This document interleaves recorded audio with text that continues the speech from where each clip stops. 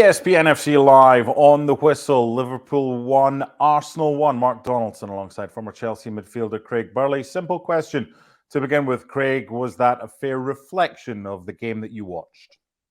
Yeah, I think so. I mean, I certainly felt that at times Liverpool had the extra little bit of steam behind them from the home crowd. Obviously got the equaliser. Started the second half particularly well. But, Arsenal had the moments. And then you have to look at, as the home side, how many saves did David Raya actually have to make? I mean, I know there was the great chance from Alexander Arnold, which was ultimately from a breakaway when Odegaard collided with one of his teammates on the edge of Liverpool's box. And I think it just maybe bobbled on Alexander Arnold, and that certainly was the best chance of the second half, Mark.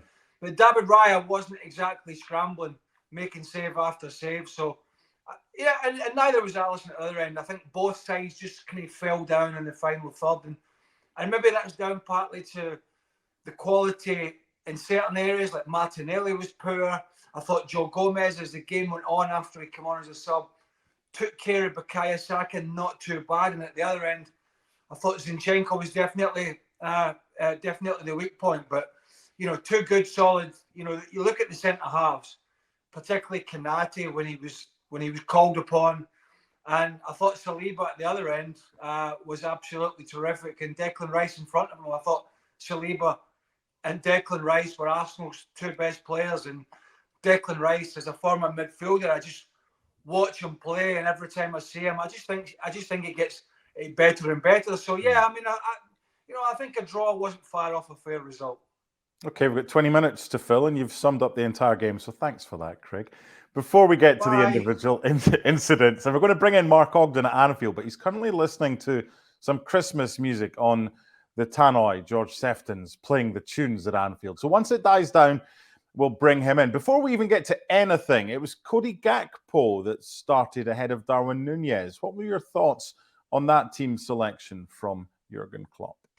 Yeah, I was talking about this on the FC show yesterday, actually, that, in the Carabao Cup game, he started Darwin Núñez off the left with Gakpo as a false nine. And if you remember back to Liverpool's most successful time recently, it was with Roberto Firmino, who was a player who we wouldn't describe as an out-and-out striker. He likes to sort of drop deep and link up, and I think Klopp's looking for something like that, and so that's why that player, and maybe we'll see Diego Jota do that when he's fit, but I think he likes that kind of player in that role, and that means, we know Darwin Núñez is not going to take Mo Salah's position on the right, and then it's a question is, if he's not playing striker, does he replace Luis Diaz on the left-hand side?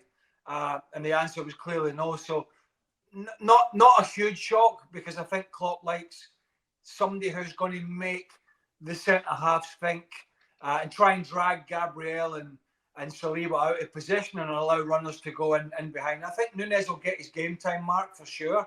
But his goals have dried up recently, and I think that's why Klopp went that way.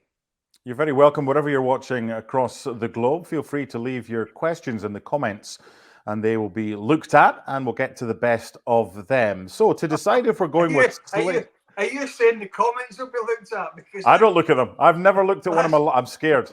That's going to take an awful long time if we've got somebody in the crew that's going to look at the comments. If you look for the positive comments, that won't take long. I'm scared.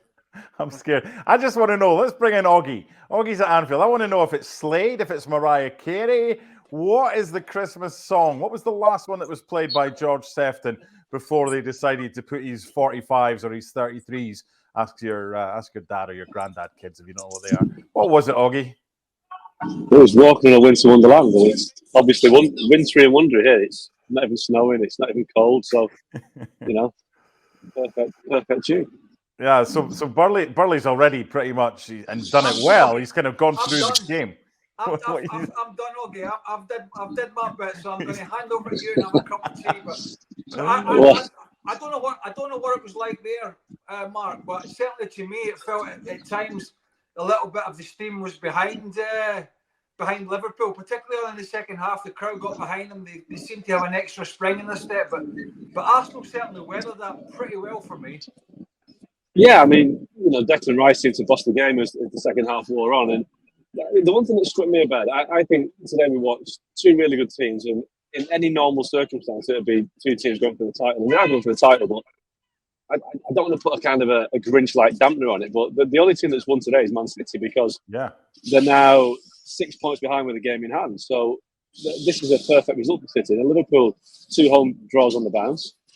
Arsenal have lost at Villa and drawn at Liverpool. So they've both really blown the chance to take a real stride toward the title. I think they're both certainly in the title race, but I just think they had the opportunity, the pair of them, to really open a double-digit gap on Liverpool. I'm certain they haven't taken that, but they're still both very good teams. But I mean, Liverpool, I'd worry that Mo Salah's going to the African Cup of Nations soon, and I think both sides have got their deficiencies, and neither team's got a left back, but they're still very good teams. So yeah, it's a hard one to call. I just think City are the beneficiaries of this game.